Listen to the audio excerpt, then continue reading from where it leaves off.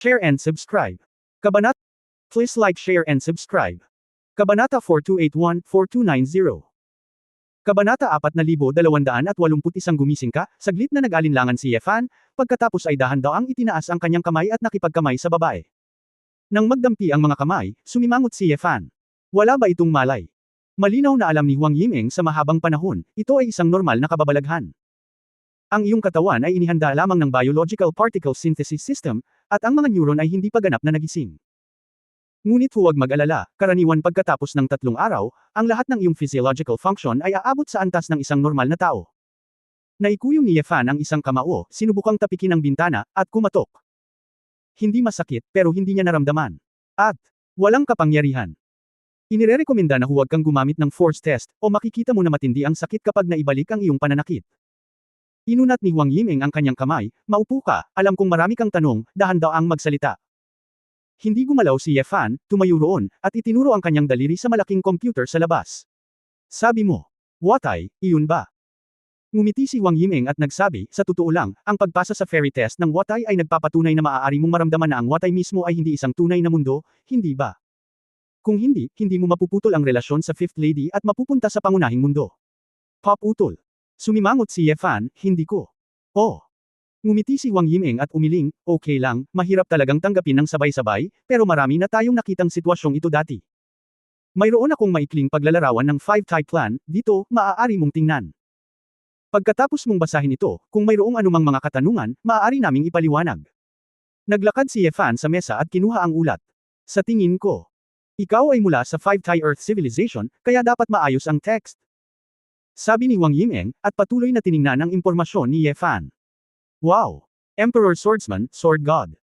Marami ka talagang nagawa, pilit na pinipigilan si Wu Tai na magsimulang muli. Kahanga-hanga, dahil sa mga abnormal na parameter na nabuo mo, ilang beses itong pilit na inayos ng system. Ngayon, biglang nagtaas ng ulo si Yefan at nagtanong, nakikita mo ang impormasyon ko, paano ang asawa ko? Kumusta siya? Kumusta ang mga miyembro ng pamilya ko? Sumenya si Huang Yimeng, Yefan, huwag kang matuwa, kung gusto mong suriin ang isang bagay, i-report ko ito para sa pag-aproba, at ngayon ay gagabayan muna kita sa pangunahing mundo. Titingnan ko ngayon. Nagmamadaling umakyat si Yefan na parang tigre. Hinawakan niya ang kwelyo ni Huang Yimeng. Sa oras na ito, isang security guard ang nagmamadaling pumasok, binuhat si Yefan ng hindi sinasadya, at nahulog sa sofa. Hindi sinasadya ni Yefan na lumaban, ngunit wala siyang anumang magulong kapangyarihan o layunin ng espada. Kailangan niyang gamitin ang kanyang mga kamay, ngunit ang lakas ay hindi sa parehong antas. Naglabas ng syringe ang security at sinaksak ng mahina si Yefan. Nanghina ang katawan ni Yefan, at mabilis na bumaba ang mga hormone sa kanyang katawan. Sige, salamat, hayaan mo. Lalabas na. Kalmadong inayos ni Huang Yimeng ang kanyang mga damit at ngumiti sa security guard. Binigyan ng security guard si Yefan ng nagbabala na tingin at bumalik sa pinto. Don't worry, konting sedative lang yan. Gising ka na ba? Ngumiti si Huang Yimeng at sinabing, kahit anong gawin mo sa Watay, system setting lang ito. Ang dugo ng dragon, ang espada ng emperador, lahat ng ito ay setting, hindi totoo. Ito ang totoong mundo. Ang mga tao ay umaasa sa sasakyang panghimpapawid upang pumunta sa kalangitan, mga submarino upang pumunta sa dagat, at mga interstellar spaceship para sa paglipad sa kalawakan. Nandito ka, lalo na ang pagtalon sa isang gusali, kahit na ang pagtalon mula sa taas na ilang metro ay magdudulot ng malubhang pinsala. Sana tretuhin mo ang lahat ng tungkol sa Watay bilang isang online game, huwag mo itong gawing realidad, okay? Si Yefan ay nakahiga sa sofa, ang hindi mabilang na mga emosyon sa kanyang dibdib ay nakabacklog, na nagpapula sa kanyang mga mata. Data, mga setting. Maaaring ang buhay kung saan ibinigay niya ang lahat, ang mga pagsubok at kapigatian, ang hindi mabilang na mga kalamidad ng buhay at kamatayan. Ay lahat ng mga setting. Hindi kaya data lang ang mga babaeng mahal mo, mga anak mo, at pamilya mo. Umiling si Yefan, I won't. Bulong ni Yefan sa kanyang sarili, hindi napigil ang mabulunan, at niyakap ang kanyang ulo ng walang kontrol. Hoy! Medyo nahirapan si Huang Yimeng at nag-click sa kanyang dila. Tumayo siya, lumabas ng kwarto at nag-dial ng numero. Director, hindi ka pa ba nakakasakay sa eroplano? Anong problema? Director, talaga bang pumasa sa fairy test ang bagong dating na ito? Mukhang sineseryoso niya ang mga gamit ni Wu Tai. Malaki ang mood swings. Narinig ko mula sa departamento ng teknikal na ang sistema ay medyo buggy noong panahong iyon, at ang mga parameter ay medyo magulo, ngunit sinasaliksik pa rin nila kung ano ang nangyari. Hindi ba talaga ito isang pagkakamali? Hindi siya handa. Ikaw maliman siya o hindi, kahit hindi niya makalimutan ang ikalimang asawa ng sabay-sabay, malalaman niya ang realidad pagkaraan ng ilang sandali. Sasakay na ako sa eroplano, kaya mo yan. Si Huang Yimeng ay inilagay sa telepono at kinailangan niyang imulat ang kanyang mga mata. Huminga siya ng malalim, tumalikod at bumalik sa kwarto. Sa oras na ito, kinuha na ni Ye Fan ang introduction book ng Watai Project. Tama, nakahinga ng maluwag si Huang Yimeng, tingnan mo muna, maaari mo akong tanungin kung wala kang naiintindihan. Binuklat ni Ye Fan ang mga dokumento at binasa itong mabuti. Humigit kumulang 500 taon na ang nakalilipas, sumiklab ang digmaang pandaigdig sa mundo, mga mapanirang sandata, at halos lipulin ang sibilisasyon ng tao. Ang mga nabubuhay na tao ay nagtayo ng isang bagong sibilisasyon sa mga guho, na siyang pinagmulan ng bagong lupa. Matapos ang katapusan ng mundo, napagtanto ng mga tao na ang gayong araw ay darating muli sa madaling panahon. Bilang karagdagan sa lupa, ang bagong tinubuang bayan, bilang karagdagan sa mga base ng buwan at Mars, ay hindi pa nakarating. Sa layuning ito, nagpa siya ang pamunuan ng tao na magbukas ng ilang, virtual na mundo, na mga plano. Sa madaling salita, pagkatapos maubos ang mga mapagkukunan, ang mga tao ay direktang pumasok sa virtual na mundo upang mabuhay sa anyo ng data, at kahit na makamit ang layunin ng immortalidad sa virtual na mundo. Ang bentahe nito ay ang pag-iisip ng tao ay napangalagaan sa pinakamaraming lawak na posible, at ito ay makakamit gamit lamang ang napakaliit na halaga ng mga mapagkukunan. Kasabay nito, maaari itong mabuhay sa system habang nagpapatuloy sa paghahanap ng mga bagong lugar na matitirhan sa malawak na universo. Upang makamit ang layuning ito, maraming malalaking kumpanya sa buong mundo ang sunod-sunod na naglunsad ng kanilang sariling mga proyekto. Ang Watai Group ay lumikha ng Watai Multi-Dimensional Universe System. Upang matiyak na ang mga tao ay maaaring mabuhay sa sistema sa loob ng mahabang panahon at matatag, ang sistema ay kailangang patuloy na gayahin upang lumikha ng isang perpektong sibilisasyon. Kapag nalaman na ang sibilisasyong 5 ay nawalan ng pag-asa, dapat itong sirain at pagkatapos ay muling simulan. Dahil dito, ang 5 ay binubuo ng 3 orihinal na sistema. Ang Dragon System ay may pananagutan sa pag-restart ng 5 Ang Dragon Emperor Program ay may pananagutan sa pagbuburst sa nabigong sibilisasyon. Ang World Tree System ay may pananagutan sa pangangasiwa sa normal na operasyon ng Watai at pag-uugnay sa paglalaan ng mga mapagkukunan. Nang makita ito, nakahinga ng maluwag si Ye Fan, ngunit hindi niya maiwasang mag-alinlangan. Ano ang malaking mundo? Bukod sa dragon, may mga dragon. Itinaas ni Ye Fan ang kanyang ulo at nagtanong. Kabanata 4282 bagong dating. Ha! Tila hindi naintindihan ni Huang Yimeng, paumanhin, anong uri ng malaking mundo. Kakaibang sinabi ni Ye Fan, bukod sa 5 babae, ang dragon na iyon, at ang malaking mundo na nilikha nito, hindi mo ba alam? Natagpuan ni Ye Fan, ang impormasyong ito ay hindi nakalista sa mga materyales sa pagpapakilala na ito. Sa labas ng ikalimang asawa, Dragon. Nagmamadaling tiningnan ni Huang Yimeng ang mga materyales na ibinigay sa kanya ng supervisor, ngunit walang record. Nag-isip siya saglit, pagkatapos ay nakangiting nagtanong, Ye Fan, ngayon mo lang naranasan ang isang malaking pagbabago, ang iyong alaala ay. Walang sinabi si Ye Fan, tiningnan lang siya ng malamig. Napalunok si Huang Yimeng, damn-it, alam niya na ang karanasan at lakas ng mga bagong dating, na ito ay isang grupo ng data, ngunit ang kanyang mga mata ay talagang nakakatakot. Kaya lang, muling hinuhubog ng mga particle na ito ang aparato, at ang mga eyeball ng tao na ginawa ay napaka-perpekto na maaari nilang ipahayag ang anumang emosyon. Okay, huwag kang mag-alala, titingnan ko ito at bibigyan kita ng sagot. Napatayo lang si Huang Yimeng nang makarinig siya ng guro sa likod niya. Napahawak si Ye Fan sa kanyang tiyan, nagugutom. Ang pakiramdam na ito ay matagal nang nawala. I almost forgot, I will let someone bring you food, hindi pa kasi tapos ang formalities, kaya hindi ka makakaalis pansamantala. Huwag kang mag-alala, hinding-hindi ka namin ituturing na guinea pig, at hindi ka namin ikukulong, routine lang. Nakangiting sabi ni Huang Yimeng at naglakad palabas. Hindi nagtagal at naghatid ng mainit na pagkain ang robot kay Ye Fan. Nilamon ito ni Ye Fan habang binabasa ang lahat ng impormasyon sa gilid. Bagamat may malaking epekto sa kanya ang nangyari sa kanyang harapan, napakaraming bagay ang kanyang naranasan, lasing at nanaginip, at sa isang ilusyon na mundo, higit sa 1 beses o 2 beses. Hanggat may natitira pang hininga, ayaw sumuko ni Ye Fan. Hindi alintana kung ang 5 at ang Lord World ay totoo o mali, dapat siyang mag-imbestiga ng maigi. Siya ay matatag na naniniwala na ang anumang bagay ay maaaring diin, tanging ang kanyang panloob na emosyon ay hindi magiging peke. Sa paglipas ng panahon, pinag-isipang mabuti ni Ye Fan ang ilang mga puntong nagpagulo sa kanya, ngunit hindi niya namalayan na lumipas na ang mahabang panahon. Pagkabukas muli ng pinto, bumalik si Huang Yimeng na may dalang dokumento sa kanyang kamay. I'm really sorry, kasi medyo complicated ang mga bagay, so it took more time. Malinaw ba ang investigasyon? Tanong ni Ye Fan. Tumanggo si Huang Yimeng at ibinigay ang ulat ng investigasyon kay Ye Fan. Pagkatapos kong pumunta sa departamento ng teknikal upang suriin, nalaman ko na ang Dragon, na iyong binanggit ay isa sa aming mga tauhan ng R&D na natanggal noon. Siya ay palaging isang panatiko ng sistema ng Watay at gusto ang mga setting dito, at labis na umaasa na isulong ang Enter Watay. Ngunit bago ang mundo ng Watay ay wala pa sa gulang, tahasan naming ipinagbabawal ang pagpasok mula sa pangunahing mundo. Pagkatapos ng lahat, ito ay isang proyekto na may kaugnayan sa kinabukasan ng lahat ng sangkatauhan, at dapat nating mahigpit na sundin ang legal na sistema. Ang taong iyon ay hindi na ako makapaghintay, sinubukan kong ilipat ang espiritual na katawan sa Watay mula sa kagamitan ng kumpanya, ngunit nalaman namin. Tinanggal siya ng kumpanya higit sa 10 taon na ang nakalilipas, ngunit hindi niya inaasahan na gagamit siya ng plagiarized na teknolohiya upang ilipat ang enerhiya mula sa panlabas na kagamitan. Pumasok sa 5Ts. Upang hindi matuklasan ng sistema ng 5Ts bilang isang stowaway, lumikha siya ng isang tinatawag na malaking mundo, na nagsasabing siya ay isang dragon. At pinakialaman niya ito, at sinisira ang sibilisasyon ng 5 Thai, ibig sabihin, ayaw kong maging tunay na mature ang ikalimang asawa. Kung ang ikalimang asawa ay patuloy na muling magkakatawang tao, hindi kami magpapadala ng mga teknikal na tauhan upang pumasok sa loob, at hindi siya matutuklasan. Medyo komplikado ang mukha ni Huang Yimeng, at awkward siyang ngumiti, I'm really sorry. Hindi ko inaasahan. Ang ganoong pagkakamali ay nagawa, at tayo ay itinago sa kadiliman. Researcher.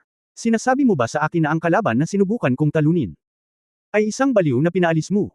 Naikuyong ni Yefan ang kanyang mga kamaunang mahigpit. Paumanhin, ngunit huwag mag-alala, siya ay nakontrol at karaniwang nasentensyahan ng habang buhay na pagkakakulong, sabi ni Huang Yimeng. Buhay pa siya. Siya, tulad mo, ay muling hinubog ang kanyang katawan at bumalik sa pangunahing mundo. Ngumiti si Huang Yimeng at nagsabi, natalo mo ba siya? Karamihan sa mga setting ng dragon ay nakaukit, at ikaw ay binugbog para tumakas. Ang daming sinabi ng babae, mas naging pangit ang mukha ni Yefan. Alam ni Huang Yimeng na mali siya, kaya nahihiya siyang magpatuloy sa pagsasalita. Huminga ng malalim si Yefan at sinabi sa sarili na huminahon. Binuksan niya ang ulat, at pagkatapos basahin ito, wala siyang nakitang detalyadong impormasyon ng karakter. Ano ang pangalan ng taong iyon? Mapait na ngumiti si Huang Yimeng, dahil ang bagay na ito ay nagsasangkot ng maraming sekreto, hindi namin maibubunyag ang partikular na impormasyon ng taong iyon. Bang! Hinamplas ni Yefan ang kanyang kamao sa mesa, siya pinatay niya ang napakaraming tao. Ngunit hindi ko alam kung siya ay pinarusahan. Yefan, huminahon ka, hindi ka ba naglaro ng maraming laro sa Watay? Sa totoo lang, sa pangunahing mundo. Mula sa pananaw ng batas, ang taong iyon ay pumasok lamang sa isang malaking laro, pandaraya at pagdaraya. Hindi para masentensyahan ng kamatayan. Naramdaman ni Huang Yimeng na ang temperatura sa silid ay bumaba sa lamig sa sandaling matapos siyang magsalita. Namatay ang aking asawa noong sa harap ng aking mga mata. Ang buhay at kamatayan ng babaeng mahal ko ay hindi alam, at ako ay hiwalay sa aking anak. Sabihin mo sa akin. Laro lang ito. Ang boses ni Yefan ay parang isang inaantok na hayop na umuungal. Nakaramdam si Huang Yimeng ng hininga. Sa isang ulirat, nakita niya na ang isang itim na apoy ay tila lumutang sa galit na mga mata ni Yefan. Ano ang sitwasyon? Hindi nakatulog ng maayos, may hallucinations. Nagpatuloy si Huang Yimeng na huminga ng malalim, pinatatag ang kanyang kalooban, at nagpanggap na kalmado, Yefan, please be restrained. Alam kong mahirap para sa iyo na tanggapin ito ng sabay-sabay, ngunit hanggat hakbang-hakbang mo ito, handa akong tulungan kang alagaan ang iyong sarili sa pangunahing mundo.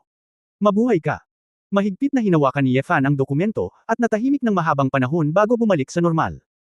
Marami ka na bang nakilalang mga bagong dating, tulad ko? Nakahinga ng maluwag si Huang Yimeng, halos tumawag ng security guard. Sagot niya, hindi naman masyadong marami, di ba?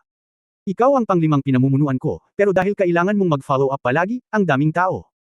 In fact, pressured din kami. Nauna sa akin, ilan ang mga tao sa kabuuan. Tapos hindi ko alam, kasi may 7 o 8 kumpanya sa virtual world ngayon, at meron din silang mga bagong tao, na darating sa main world. Nagkibit-balikat si Huang Yimeng, dapat mayroong higit sa 100 katao, ngunit ang ating Watay Group ay dapat na ito ang may pinakamaraming nag-ferry. Nakikita ko na ang iyong mga materyales ay nagsasabi na ang mga bagong dating, ay protektado ng batas. Oo, kung tutusin, lahat tayo ay maaaring makapasok sa ikalimang pwesto sa hinaharap, at ikaw na lumabas sa ikalimang pwesto ay dapat makasigurado kung ikaw ay makakatulong, ikaw ay natural na tretuhin ng mabuti, sabi ni Huang Yimeng. May bagong dating ba na nagngangalang Ai Wuya, o Wu Ming? Tanong ni Yefan. Ngumiti si Huang Yimeng, naghahanap ka ba ng makakasama? Huwag kang mag-alala, maaari kitang ihatid upang suriin mamaya. Ang ibang mga kasamahan na namamahala sa paggabay ay gumabay sa mga taong iyon, at hindi ako masyadong malinaw. Salamat, sabi ni Ye sa layag. Saglit na natigilan si Huang Yimeng, pagkatapos ay masayang ipinalakpak ang kanyang mga kamay, tama. Palagi kang naglalagay ng masamang tingin, tinatakot ako hanggang sa mamatay. Dahil nakarating ka na sa pangunahing mundo, pagkatapos ay tanggapin ang katotohanan at itigil ang pagtrato sa iyong sarili bilang isang emperador. Talagang middle school iyon. Kung tutusin, lahat tayo ay ordinaryong tao. Si Huang Yimeng ay agad na nakahinga ng maluwag at nagtanong, susunod, dadalhin kita upang dumaan sa mga pamamaraan ng pag-verify ng pagkakakilanlan at ayusin ang pangunahing kurso sa pagsasama-sama ng mundo. Mayroon ka pa bang ibang gustong itanong? Naisip ito ni Ye Fan at nagtanong, alam mo ba ang 3B? Kabanata 4283 maliit na tala. Saglit na natigilan si Huang Yimeng, pagkatapos ay medyo kakaiba ang kanyang mga mata. Mukhang alam mo na. Naisip ni Ye Fan sa kanyang sarili, ito ba ay talagang isang uri ng espesyal na code? Agad na bamaantong hininga si Huang Yimeng, hindi ko alam ang tungkol sa 3B, ngunit kung gusto mo akong pag-alitan, maaari mong sabihin ito ng direkta. Sumimangot si Ye Fan, ayokong mapag-alitan ka, hindi mo talaga alam ang 3B. Teka, sandali lang. Agad na kinuha ni Huang Yimeng ang kanyang tablet at hinanap ang database ng kumpanya. Pagkatapos, ipakita ang resulta kay Ye Fan. Tingnan mo, walang 3B na impormasyon sa buong kumpanya.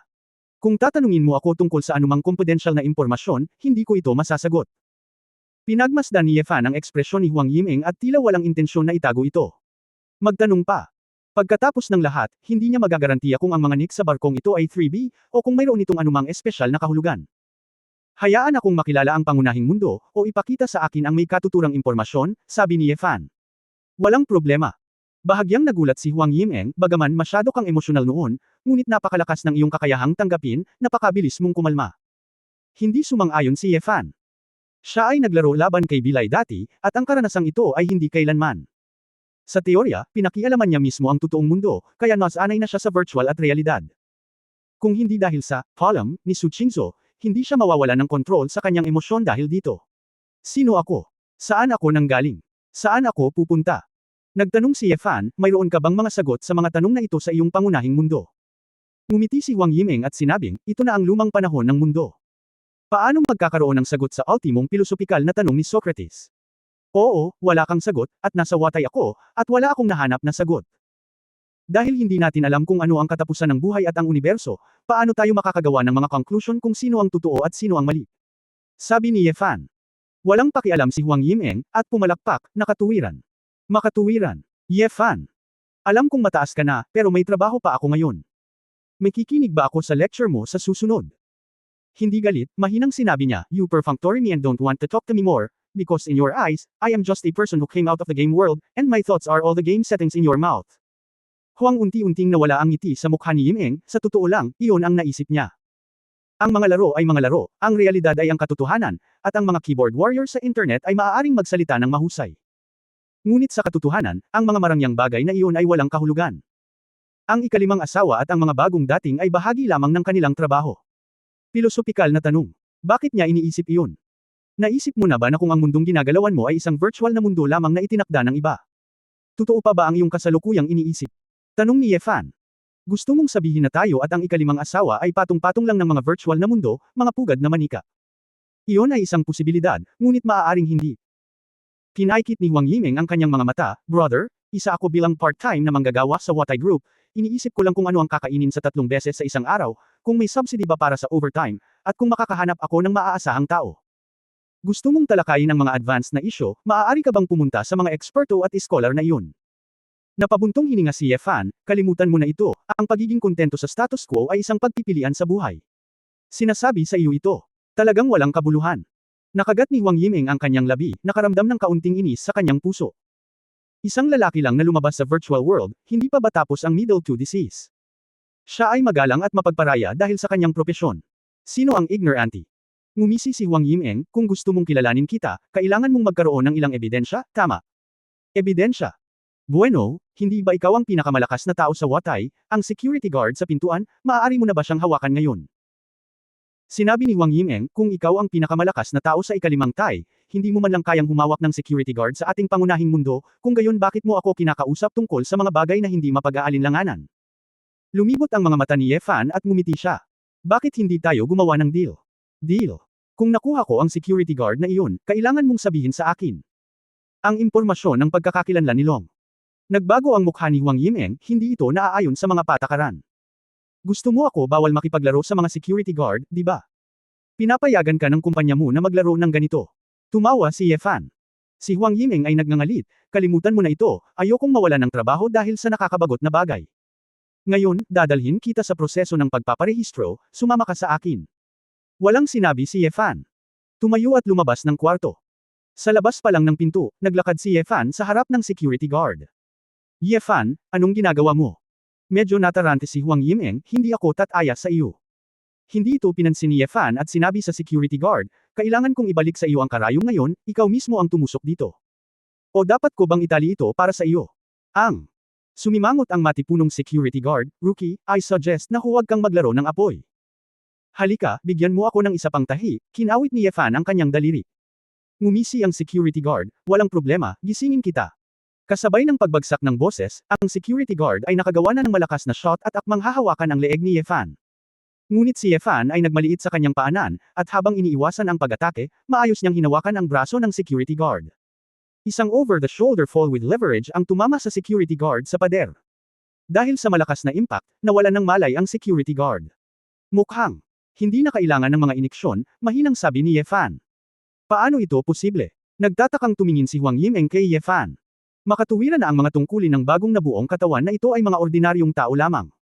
At ang mga security guard ng 5 Thai groups na ito ay pawang mga elite sa mga tao, at kaharap ang mga ordinaryong tao, hindi problema ang pumili ng 10. Ginalaw ni Ye Fan ang kanyang leeg at nakaramdam ng kaunting pananakit, ngunit hindi ito malaking problema. Hindi ako kasing galing niya sa lakas at bilis, pero ang aking karanasan at kakayahan ay makakatulong sa akin na makrush siya ng perpekto. Sinabi ni Ye Fan, ito ang inilabas ko mula sa Watai, at lahat ng ito ay magagamit dito, masasabi mo. Si Wutai ay peking lahat. Ngunit maswerte ka, paano ang iyong layunin sa espada, ang kapangyarihan ng dragon? Maaari mo itong subukan muli. Hindi makapaniwalang sabi ni Huang Yimeng. Ngumiti si Ye Fan, hindi ko talaga ito magagamit sa ngayon, ngunit. Tulad ng hindi mo pa nakikitang mga dayuhan, ngunit hindi mo maitatanggi ang kanilang pag-iral, hindi ngayon, hindi kinakailangan sa hinaharap. Naiinis si Huang Yimeng. Hindi nag-abalang makipagtalo si Ye Fan, fair na, tapusin na ang mga formalidad sa lalong madaling panahon, may mga kailangan pa akong gawin. Ang susunod na hanay ng mga pamamaraan ay hindi komplikado. Matapos merehistro ni Ye Fan ang kanyang pagkakakilanlan, direktang binigyan siya ng New Earth Government ng mga basic living items gaya ng mga mobile phone, at binigyan pa siya ng bahay at ilang opsyonal na trabaho. Matapos linawin ang ilang bagay na hindi maaaring gawin, binigyan din niya si Ye Fan ng listahan ng mga bagong dating. Malinaw, sa pangunahing mundo, ang lipunan ay nasanay na sa mga bagong tao, at walang masyadong mahigpit na mga pamamaraan sa pagsusuri. Maliban sa mga regular na pagbalik-bisita at ilang pangunahing psikolohikal na pagsusulit, walang mga espesyal na kinakailangan. Hanggang sa aalis na siya sa Watai Group, inabot ni Huang Yimeng si Ye Fan. Kung kailangan mo ito sa hinaharap, maaari mo akong tawagan anumang oras. Ako ang iyong gabay. Tumanggo si Ye Fan at nakipagkamay sa babae. Pagbitaw niya, may maliit na ring note sa kamay niya. Kabanata 4284 ito ang katotohanan. Kabanata 4284 ito ang katotohanan. Tahimik na umalis si Ye Fan at sumakay sa isang taxi na automatikong hahanapin ang kanyang paraan. Hanggang sa mataas na gusali ng apartment na nakatalaga sa kanya, sumakay sa elevator papunta sa kanyang bahay. Ang bahay na ito na pinalamutian ng maayos ay may lahat ng mga pasilidad, at upang mapadali ang mga bagong dating na umangkop, ito ay nilagyan din ng isang matalinong katulong na maaaring magtanong tungkol sa iba't ibang mga pangangailangan sa anumang oras. Maingat na sinuri ni Ye Fan ang iba't ibang sulok ng bahay, at pagkatapos makumpirma na walang surveillance, umupo siya sa sofa sa sala. Buksan ang tala at magsulat ng isang address dito. Sumimangot si Ye Fan, at pagkatapos ay naghanap sa internet. Sa sandaling makahanap siya ng ilang impormasyon, isang bisita ang dumating sa pintuan. Pagkatapos buksan ni Ye Fan ang pinto, nakita niya ang dalawang lalaki na nakatayo sa pintuan. Isang tao ang gwapo, matangkad at straight, medyo malamig. Yung isa naman ay medyo mataba, with a friendly smile on his chubby face. May mali ba? Tanong ni Ye Fan. Ngumiti ang mataba at nasa katanghali ang gulang na lalaki at sinabing, Kuya, bagong dating ka ba sa ikalimang asawa? Tumanggo si Ye Fan. Galing din kami sa ikalimang asawa. Nabalitaan ko kay Xiaomeng na may bagong tao na nagngangalang Ye Fan, kaya kilalanin natin ang isa't isa. Huang Yimeng. Biglang sinabi ni Ye Fan, siya rin ang iyong gabay. Tama iyan. Ipinakilala ng matabang lalaki, ang pangalan ko ay Luya, ito si Dong Huang, hindi ko alam kung narinig mo na kami. Luya Dawist. Dong Huang Tai. Hindi mapigilan ni Ye Fan na matigilan sandali. Magkikita silang dalawa dito. Ang dalawang ito ay ang mga sinaunang Diyos ng limang Thai, at sinamantala rin nila ang maraming benepisyo ng Dong Huang at nagkaroon ng malaking pagkakataon. Kilala mo kami. Medyo lamambot ang mga mata ni Dong Huang. Hindi ko lang alam, nakapasok na rin ako sa East Emperor Ruins, umaasa sa impormasyong iniwan ng mga nauna sa akin, mayroon akong malalim na pag-unawa sa kapangyarihan ng oras, sabi ni Ye Fan. Ito ay isang bungkus lamang ng peking data, huwag mo itong banggitin, mahinang sabi ni Dong Huang.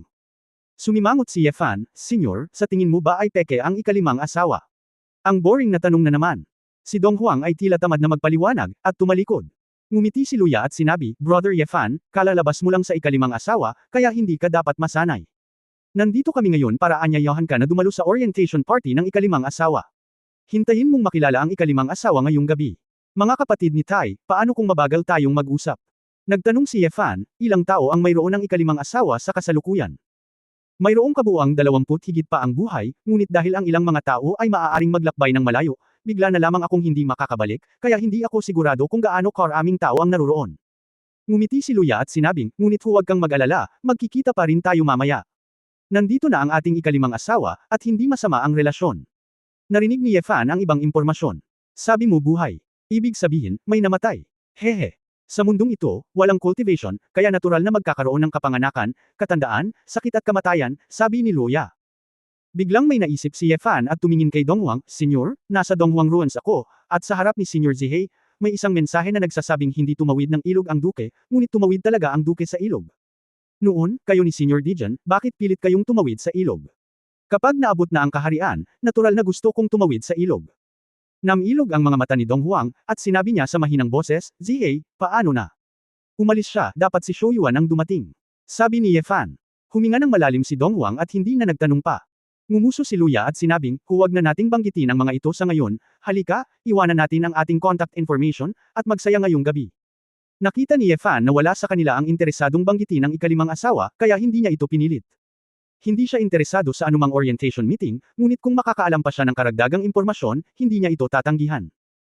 Kinailangan ng kalahating araw para suriin ni Ye Fan ang maraming impormasyon at matuto ng higit patungkol sa posisyon ng bagong dating sa mundong ito at sa kasaysayan ng pagtatayo ng Watai. Gayunpaman, mayroong napakakaunting kapaki-pakinabang na impormasyon. Ang pangkat ng gusali ng Watai ay isang grupo ng mga ordinaryong siyentipikong mananaliksik. At ang kanilang konsepto ng paglilihi ay nagmumula rin sa konsepto ng universo na nahahati sa 5 tiis na ipinalaganap ng lumang sibilisasyon sa daigdig, gayon din ng malaking bilang ng mga akdang pampanitikan sa pantasya. Kahit na, ang Watai Group ay patuloy pa ring pinapabuti ang Watai, dahil lahat ng Taiji, Teisu, Taishi at Taichu ay may konkretong paraan ng pakikitungo sa kanila. Ang tanging bagay na napakadaling umiral ay walang ideya ang development team kung paano ito bubuo. Before you know it, gabi na. Nakita ni Ye Fan na malapit nang matapos ang oras, kaya sumakay siya ng taxi papunta sa isang restaurant sa hindi kalayuan. Tang Shanlo. Nang makita ni Ye Fan ang pangalan, naisip niya kung sino ang amo dito. Nabasa na niya ang listahan ng iba't ibang bagong dating, at ang sinaunang Diyos na ito na hindi pa siya nakikilala ngunit maraming pinanggalingan ay nasa listahan. Pagpasok sa isang marangyang malaking kahon, marami na ang nakaupo. Maligayang pagdating sa pangunahing tauhan ngayon, ang eskrimador na nagligtas sa ikalimang emperador, si Brother Ye Fan. Tumayo si Luya at nanguna sa pagpalakpak. Isang grupo ng mga lalaki at babae ang tumayo at umupo, ngunit lahat sila ay mukhang mababait. Gayunpaman, sa mga tuntunin ng hitsura, lahat sila ay ordinaryong malalaking kapatid na lalaki at babae, at ang ilan ay mas matanda at pumasok sa gitnang edad. Tungtian, ngayon hindi ka na pwedeng magmayabang, sasabihin ko lang, paano ka bibigyan ng Emperor Sword ng ikalimang asawa? Sabi ng isang lalaki sa edad na 50 sa isa pang nasa katanghaliang gulang na lalaki na nasa edad 40 at 50. Si Tungtian ay nakasuot ng maitim na sando at gintong relo, tulad ng damit ng isang negosyante. Sayang, mabuti na pumunta dito ilang taon na ang nakaraan, maaari tayong matuto mula sa isa't isa, at ngayon mayroon akong herniated lumbar disc. Haha, nagtawanan ang marami. Umupo si Ye Fan at nagtatakang nagtanong, Senyor Tungtian, dahil magagamit mo ang particle reshaping technology upang lumikha ng pisikal na katawan, bakit hindi lumikha ng bago? Ayos din si Kuya. Ipinaliwanag ni Tungtian, ang teknolohiya sa pag-remodel ay dapat magmula sa loob ng Watai upang magawa ito. Kami ay nasa Watai, at ang aming kaluluwa ay katumbas ng data, kaya ang mga alaalang ito ay maaaring ganap na mapangalagaan. Ngunit ngayon, kung gusto nating maghugis muli, kailangan nating ilipat ang lahat ng data ng kaluluwa.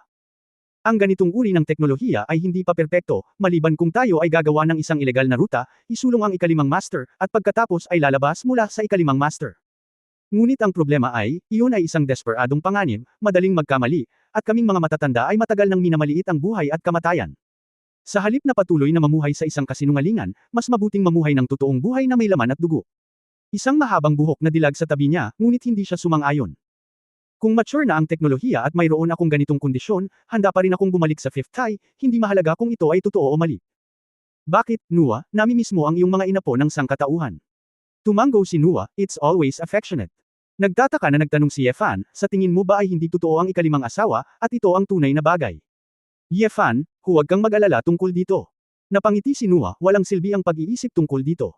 Pagkatapos ng mahabang panahon, natural na mauunawaan mo na ito ang katotohanan. Oo, dahil nandito ka, nangangahulugan ito na wala kang nostalgia para sa ikalimang asawa. Ngayong ibinaba mo na ito, mas mabuting tanggapin ang isang bagong buhay. Bakit kailangan mong isaalang-alang ang katotohanan? Nakikinig sa panghihikayat ng isang grupo ng mga tao, nalaman ni Yefan na sa kanilang mga salita bagamat siya ay walang magawa, hindi niya sinasadyang manlinlang. Ang problema, hindi niya isinuko ang lahat ng ikalimang asawa. Ayon sa mga pamantayan ng grupong ito ng mga tao, dapat ay nabigo akong tumawid sa ilog. Pakinggan ang kabanatang ito. Kabanata 4285 lahat ng ito ay pekeng. Kabanata 4285 fake ang lahat. Welcome party, pero buhay na buhay. Mukhang lumahok si Yefan sa isang wine party pagkatapos ng mahabang panahon. Mahirap isipin kung gaano ang ingay ng grupong ito ng mga tao kung sila ay nag-iinuman at nakikipag-chat ng magkasama sa watay. Sa pangunahing mundo, sila ay tulad ng iba pang mga bisita sa kahon. Sa pagtatapos, inimbitahan din ni Natungtian, Nuho at iba pa si Yefan na sumali sa kanilang kumpanya. Bilang isang bagong dating, ito ay talagang sikat sa pangunahing mundo, dahil ang mayamang karanasan sa nakaraan ay napakanobela sa maraming tao sa pangunahing mundo. Kahit magsalita kahit saan, maaari kang kumita ng malaki. Pinag-isa ni Tungtian ang ilang magkakapatid upang lumikha ng isang pangkat ng edukasyon, habang ang Nuho ay nagbukas ng tatak ng ina at sanggol, at ang negosyo ay palaki ng palaki. Karamihan sa mga tao, kahit na hindi sila ang mga tagalikha na nanawagan para sa hangin at ulan, ay maunlad pa rin sa pangunahing mundo. Siyempre, meron din namang handang maging plain. Si Luya ay naglalaro sa bahay, habang si Dong Huang ay isang garden designer at bihirang makipag-ugnayan sa labas ng mundo. Alam ni Yefan na ang bawat isa ay may kanya-kanyang pagpipilian, na kung saan ay ang kanilang kalayaan. Kaya hindi na ako nakipagtalo sa kanila, ang isyu ng katotohanan at kasinungalingan. Ngunit, may isang bagay na dapat niyang itanong ng malinaw. Lahat, gusto kong magtanong sa iyo tungkol sa isang tao. Nang malapit nang matapos, nagtanong si Yefan, kilala mo ba si Wumang, o si Yewuya? Baka kamag-anak siya ng dakilang Diyos na si Pangu. Ang isang grupo ng mga bagong dating mula sa Fifth Tai ay naruroon, lahat ay nakatingin sa isa't isa ng may pagkadismaya. May mga kamag-anak ba si Pangu? Bakit hindi namin narinig ang tungkol dito? Pagkatapos magtanong sa paligid, nakita ni Yefan na walang nakarinig tungkol sa matandang foodie. Namanhid ang anit ni Yefan, paano ito naging posible? Makatuwirang dahilan na maraming tao ang hinihikayat ng mga lumang foodies na tumawid sa ilog. Yefan, kalalabas mo lang sa ikalimang asawa, at maaaring malito ang ilang alaala. Normal lang ito. Magiging maayos din ito pagkatapos ng ilang sandali. Tinapik ni Luya si Yefan sa balikat, bilang tao, kailangan mo pa ring umasa. Yefan kaagad, muli siyang nagtanong, kung gayon maaari ko bang itanong, noong tumatawid ka sa ilog, nag-iwan ka ba ng simbolo ng freebie sa bangka? 3B. Ano? Ang lahat ay nasa kawalan ng ilang sandali. Maraming bakas sa lansya. Natatakot ako na may mga taong nabigo at nahirapang umalis. Kuya Yefan, mali ba ang nabasa mo? Sa huli, walang clue. Napakunot ang noo ni Yefan, ang bagay na ito ay talagang nagparamdam sa kanya ng higit na pagkalito. Nabusog sa pagkain at inumin, naghiwa-hiwalay ang lahat. Bumalik si Yefan sa tirahan mag-isa, ngunit hindi nagpapahinga. Sa sala, nagsimula siyang mag-practice ng pinakasimpleng bersyon ng kanyang nakakabaliw na sayaw. Kahit na sinabi nilang lahat na ang paglilinang sa mundong ito ay walang silbi, na ang utiliset ay pawang mali. Gayunpaman, kung hindi susubukan ni Yefan mismo, hindi siya maniniwala. Hingal na hingal si Yefan pagkatapos ng ilang sandali ng nakatutuwang sayaw. Nagngangalit ang kanyang mga ngipin hanggang sa siya ay maubos, si Yefan ay nakatulog ng diretso sa sala. Kinabukasan, sumakay si Yefan sa Intercity Suspended Railway patungo sa District 43 batay sa impormasyong nahanap niya kahapon. Ang bagong mundo ngayon ay pinamamahalaan ng federal na pamahalaan at direktang nahahati sa mga rehiyon, at walang pagkakaiba sa pagitan ng mga bansa. Sumakay si Yefan ng taxi at dumating sa destinasyon, isang malaking courtyard na may kulay-abong kulay. Kapansin-pansin ang malalaking karakter na 43 District Lunatic Asylum. Nang siya ay papasok na, dalawang security guard sa pintuan, pati na rin ang ilang nagpapatrolya na mga robot, ay direktang pinahinto si Yefan. Noon lang nalaman ni Yefan na kailangan niya ng espesyal na pass para makapasok sa baliw na asylum na ito. Nilampasan lang ni Yefan ang gate. Matapos pagmasdan ng nakapalibot na lupain, nakakita siya ng blind spot para sa surveillance at dumiretso sa ibabaw ng pader papunta sa madhouse. Bagamat nawala ang kanyang paglilinang, nandoon pa rin ang kanyang mga kasanayan at ilang mga pangunahing kasanayan. Para sa dating Fallen, napakadaling pumasok sa isang parke na may ganitong antas ng depensa. Tulad ng paglalakad sa isang maaliwalas na patio, pumunta si Yefan sa isang locker room at nagsuot ng damit ng isang nurse sa ospital. Kaagad, sa napakagandang paraan, hinanap ni Yefan ang kanyang layunin sa koridor. Pagdating niya sa intensive care area, biglang nakarinig si Yefan ng malakas na sigaw. Umalis ka! Umalis ka! Ako ang Diyos ng paglikha! Gusto kong mamatay ka! Gatlang M. Hamina ang boses pagkatapos ng ingay. Lumapit si Yefan sa pintuan ng ward at nakita ang isang lalaki sa loob, na nakaipit sa kama sa pamamagitan ng kanyang mga kamay at paa. Isang doktor ang nag-i-inject sa kanya. 40,013, anong pangalan mo? Nagsimulang magtanong ang doktor pagkatapos iturok ang gamot. Ang manipis na mukha ng lalaki, duguan ang mga mata, at mapurol na mga mata. Ako si Shenlong, ako ang Diyos ng paglikha, Umiling ang doktor, iniligpit ang kanyang mga gamit, at kumunat ang noo nang lumingon siya at nakita si Yefan. Nagmamadaling nagkunwari si Yefan na dadaan lang siya, ngunit nang malapit na siyang umalis, napatigil siya. Hoy, huwag kang pumunta, sigaw ng doktor, 40,013 kailangang linisin ang dumi. Si Yefan ay lihim na nakahinga ng maluwag, talagang tinatakot ang sarili. Okay, nagkunwaring pumasok si Yefan sa banyo para kumuha ng tubig. Tingnan mo ang mukha mo, bago dito ha. Keep a safe distance. He is still in a period of mental confusion, and he can do anything, paalala ng doktor. Paulit-ulit na tumanggaw si Yefan at patuloy na pinagmamasdan ang pag-alis ng doktor. Nang tahimik ang ward, lumakad si Yefan sa gilid ng kama at tumingin sa lalaking nakaawang ang bibig. Sa oras na ito, nakita rin ng lalaki si Yefan sa gilid ng kanyang mata, at ang kanyang maulap na mga mata ay biglang nagpakita ng excitement at fanatismo. Ikaw kasi, ikaw, tumawid ka sa ilog. Ang mga mata ni Yefan ay komplikado. Noong una, gusto niyang punatan ang lalaking nasa harapan niya. Ngunit, ang dragon sa kanyang harapan ay isa lamang 40,013 na hindi kayang alagaan ang kanyang sarili at nakakulong sa isang baliw na asylum. Kahit na, hindi siya karapat-dapat sa isang pangalan. Ibinigay lamang sa kanya ni Huang Yimeng ang kanyang address, at nagsumikap si Yefan para malaman ang ilang impormasyon tungkol sa taong ito. Tila naramdaman ng opisyal na ito ay isang iskandalo, kaya siya ay ipinadala dito ng palihim at tretuhin na parang baliw. Mukhang mas mabuti na ang buhay mo kaysa kamatayan ngayon, mahinang sabi ni Yefan. Biglang tuwang-tuwa ang lalaki at nagpakita ng labis ng ngiti, Sword God. Sword God, bitawan mo ako. Sasabihin ko sa iyo ang isang sikreto. Sa tingin mo ba isa kang baliw na kwalipikadong makipag-ayos sa akin? Si Yesale ay walang malasakit. Ang mga asul na ugat sa leeg ng lalaki ay umuumbok, at nagngangalit ang kanyang mga ngipin, hindi ako baliw. Ang ibang bahagi ng mundo, sila ay mga tulala. Oh, saka bakit ka kinulong dito ng grupo ng mga tanga? Tanong ni Yefan. Hindi ako ikinulong nila dito. Nakakulong ako dito sa rules ng Watai. Hindi ako pinahihintulutan ni Watai na mas mataas dito. Oo, ito ang World Tree. Oo, ito ay dapat na may kaugnayan sa World Tree. Relasyon. Lahat tayo ay nalinlang. Tiyak na nagtatago ang World Tree ng maraming sikreto. Pipigilan tayo nito na maalis ang Fifth Tai, habang buhay na nakakulong sa cycle na ito. Lalong natuwa ang lalaki at umungal ng malakas, magtiwala ka sa akin. Lahat ng nakikita mo ay peke. Ito ay peke. Kabanata 4286 na kamangha-manghang karakter. Mali ang sinabi mo, anong ebidensya ang mayroon ka? Tanong ni Yefan.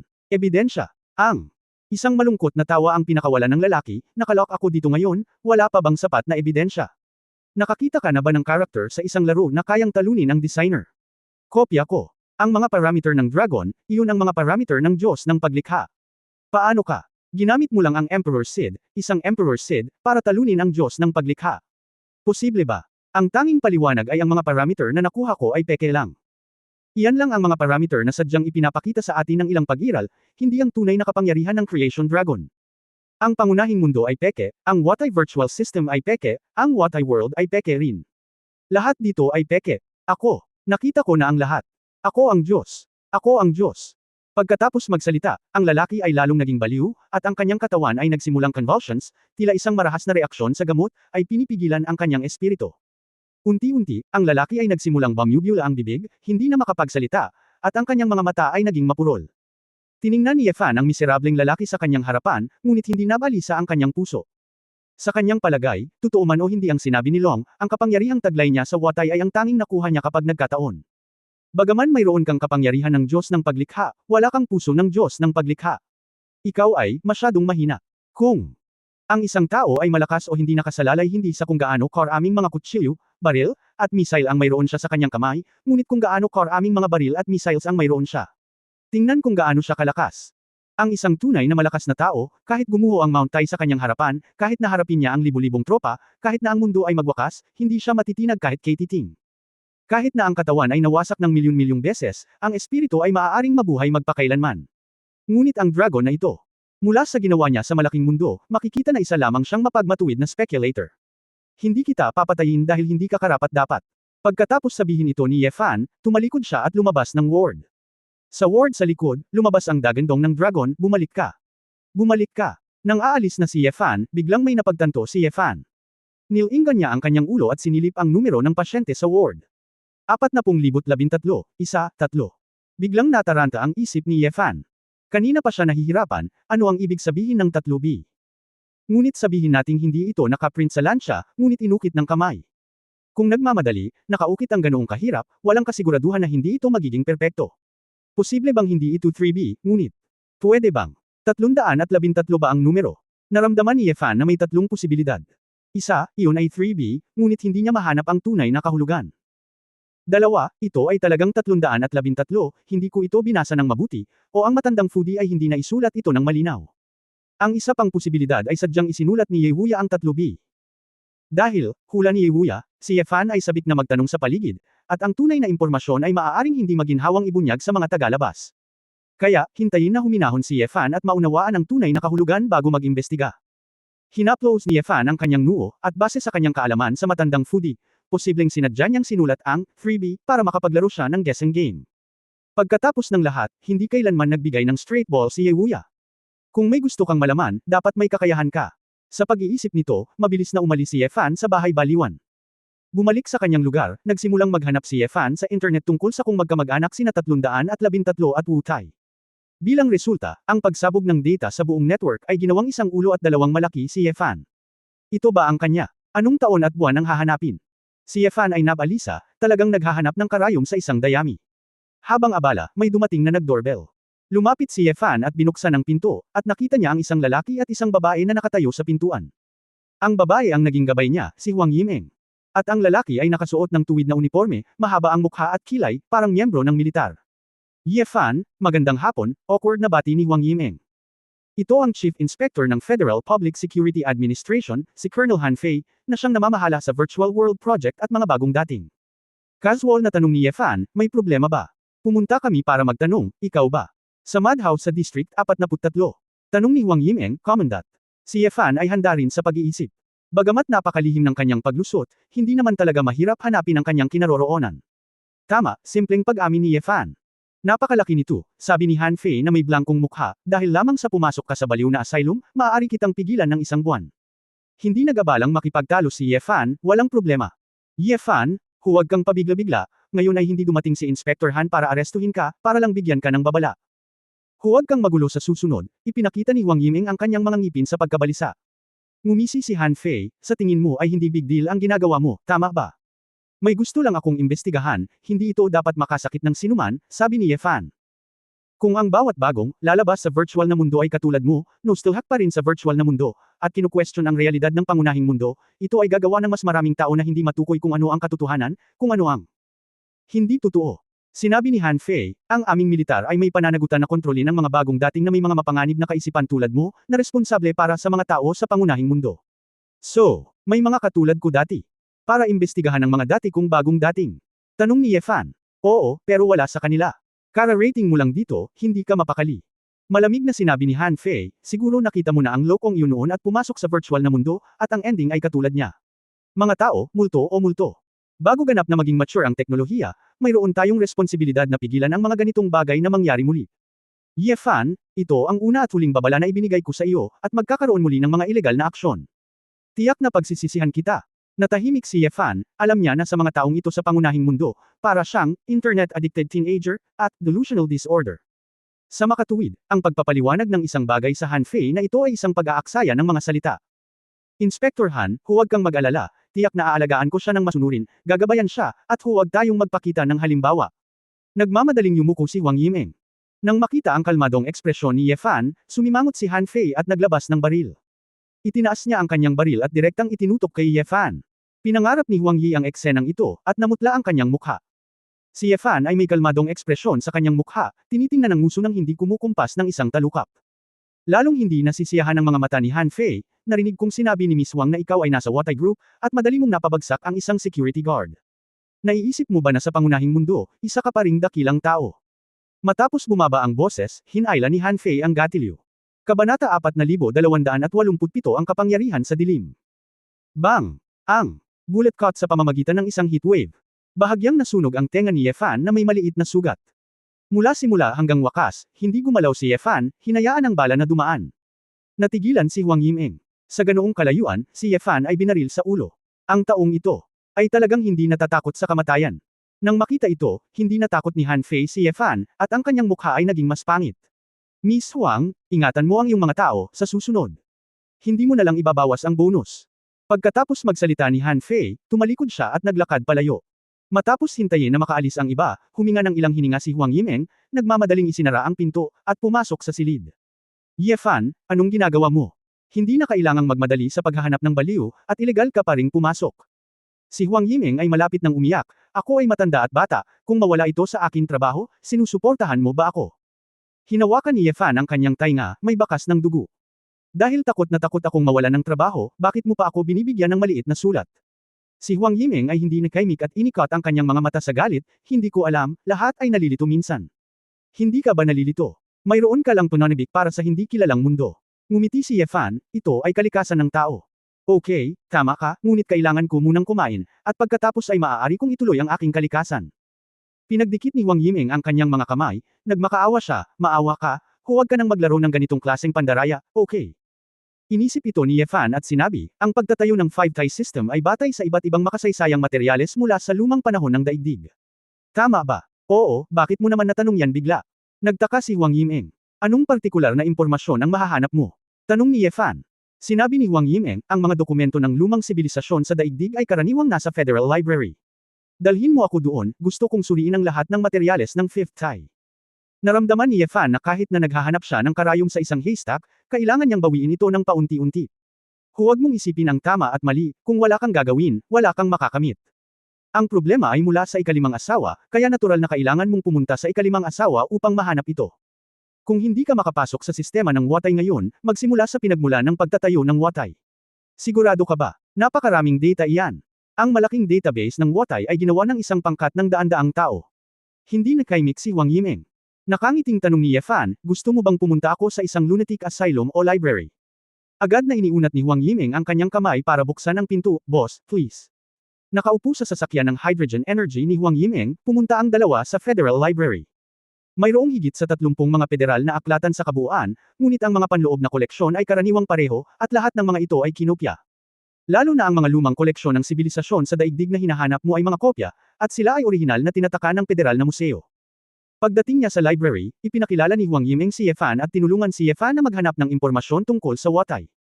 Lumapit sa kanya si Ye Fan dahil nakatanggap siya ng propesyonal na pagsasanay at karaniwang alam niya kung aling mga dokumento ang binanggit ni Wu Tai. Dahil dito, pagkatapos lamang na magsasala, mayroong libu-libong mga dokumento, kabilang ang iba't ibang uri ng mga libro. Ye Fan, kung gusto mo talagang basahin ang mga librong ito, mas mabuting maghanap ka muna ng trabaho, kung hindi, mamatay sa gutom ang mga tao kapag hindi mo natapos ang pagbabasa ng mga libro. Hinikayat ni Huang Yimeng, maganda ang sinabi ng mga sinaunang tao, ang mga tao ay bakal. Ang bigas ay bakal. Hindi na tumanggi si Ye Fan sa pagkakataong ito, tumango at sinabing, oo, kailangan talagang ayusin ang katawan na ito. Agad niyang hinanap sa internet ang recruitment ng Federal Library. Kapos lang ang mga librarian dito, kaya dito ako magtatrabaho. Biglang nag-alinlangan si Huang Yimeng, librarian. Kaya mo ba ito? Napaka-professional nito, at kailangan mong malaman ang karamihan sa mga wika at maging kasangkot sa lahat ng antas ng buhay. Hindi ito pinansin ni Ye Fan at dumiretso sa mga tauhan ng library. Pagkatapos ng kalahating oras na pagtatasa, direktang tinanggap si Ye Fan. Napatulala si Huang Yimeng, at pagkatapos ay naalala niya na si Ye Fan ay karaniwang isang pandaigdigang tagapagsalita ng wika, at lahat ng uri ng sinaunang karakter ay madaling basahin. Bukod dito, handa rin si Ye Fan na magtrabaho ng mga night shift, magtrabaho ng husto ng hindi nagrereklamo, at hindi nangangailangan ng overtime pay, na talagang isang magandang deal. Sa katunayan, kapag ang mga bagong dating ay dumating sa pangunahing mundo, karamihan sa kanila ay madaling maging matagumpay na tao. Pagkatapos ng lahat, ang mga taong ito ay ang nangungunang mga powerhouse sa virtual na mundo. Kahit na wala silang cultivation base, sapat na sila sa ibang aspeto. Tulad ni Ye Fan, ang pagiging isang librarian ay talagang degenerate.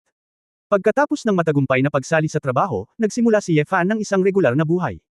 Bilang karagdagan sa pangunahing pagkain at oras ng trabaho, nag-aaral at nagsasanay si Ye Fan.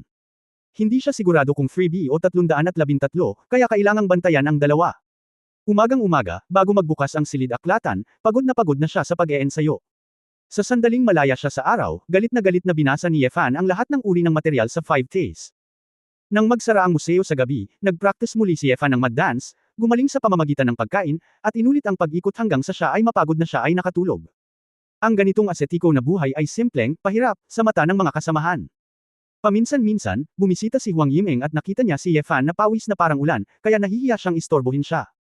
At nakakakita ng isang malaking palayok ng dibdib ng manok, karne ng baka, at kahit na gustong samuka. Ang ilan pang mga tao mula sa ikalimang asawa ay nag-imbite kay Ye Fan na lumahok sa kaganapan, ngunit karaniwang tumanggi si Ye Fan. Sa mata ng iba, si Ye Fan ay namuhay ng napakahirap at ang buhay ay hindi masaya. Gayunpaman, hindi nakaramdam ng sama ng loob si Ye Fan. Dahil malinaw niyang naramdaman na tahimik na nagbabago ang kanyang katawan. Federal Public Security Administration. Ito ang lahat ng kanyang kamakailang impormasyon. Hawak ni Han Fei ang isang surveillance report sa kanyang kamay at nalaman na walang ginawa si Ye Fan kundi magtrabaho, mag-ehersisyo, at magbasa. Oo, masokista ang batang ito. Isang buwan pa lang siya, at puno na siya ng mga litid, sabi ng sundalo na namamahala sa pagsubaybay. Pangarap ko pa ring maging isang immortal, tumawa si Han Fei. Hayaan mo na siya, inaabangan ko talaga.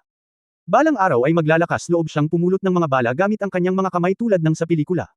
Tumawa ng malakas. Unconsciously, kalahating taon na ang lumipas. Halos hindi na bumalik si Ye Fan sa kanyang apartment, kinuha ang library bilang kanyang base. Ang pagbabasa at paglilinang ay sumasakop sa 70% ng kanyang oras. Paminsan-minsan ay pinupuntahan siya ni Huang Yimeng upang makita siya sa kalagitnaan, ngunit walang gaanong oras si Ye Fan para sumagot. Sinabi rin sa kanya ng batang babae na noong siya ay lumabas, ang ulat ng bug ng system ay sinisiyasat.